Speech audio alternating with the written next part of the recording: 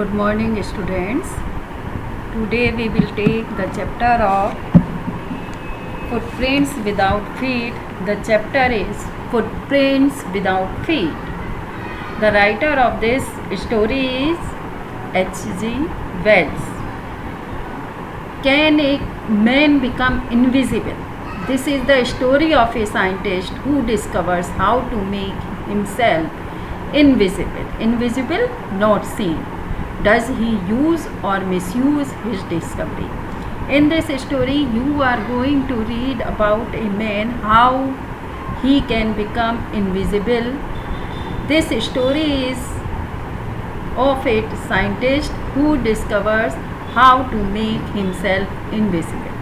After reading the story, you will know whether he use it or misuse it. So, it is very interesting story.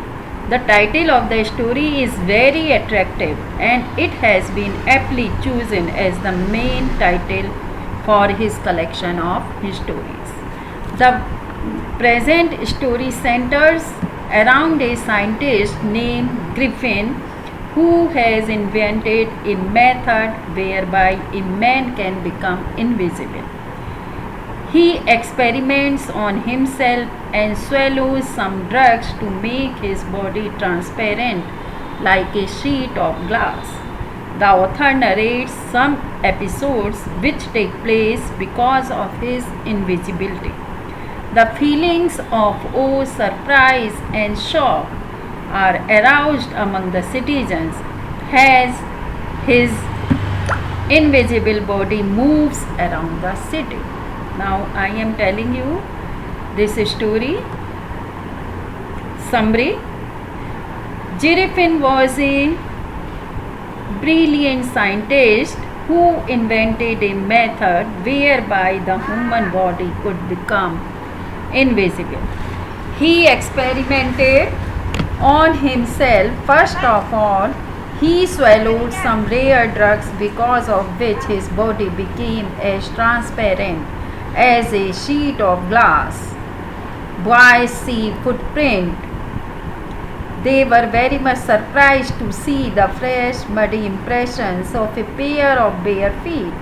As they were still gazing, a fresh footmark appeared from nowhere. Then they saw some more footprints down the street. Nobody could tell why or how these footprints had appeared. Though Griffin was a brilliant scientist, a lawless person also, his landlord disliked him and tried to eject him from his house. In revenge, Griffin set fire to the house. He had to remove his clothes to get away, so he became a homeless wanderer without clothes or money. The two London boys had seen him in this condition. It was winter time in London. The air was bitterly cold and Griffin was without clothes. Therefore, he decided to slip into a big London store for warmth.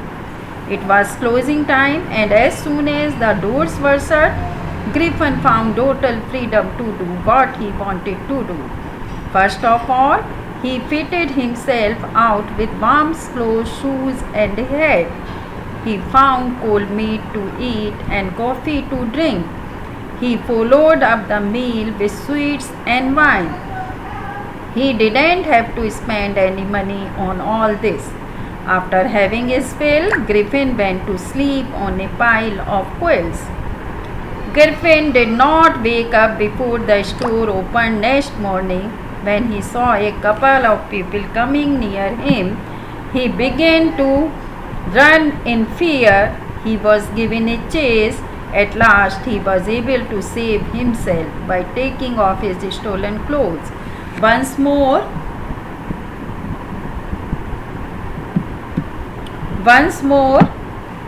he found himself invisible but naked in the cold January air. Griffin decided to try the goods in a shop which dealt with theatrical items. The shop was situated in Drury Lane, which is the center of the theatrical world. He went into the shop. He came out wearing bandages round his forehead, dark glasses, false nose, moustaches, and a large hat. He also robbed the shopkeeper of his money. Then he took a train to the village of Iping and booked 2 rooms at the local inn. Everybody in the village was talking about the stranger with such an uncommon appearance. Mrs. Hall, the landlord's wife, made every effort to be friendly to Griffin, but Griffin plainly told her that he did not wish to be disturbed. He also explained to her that an accident had disfigured his face.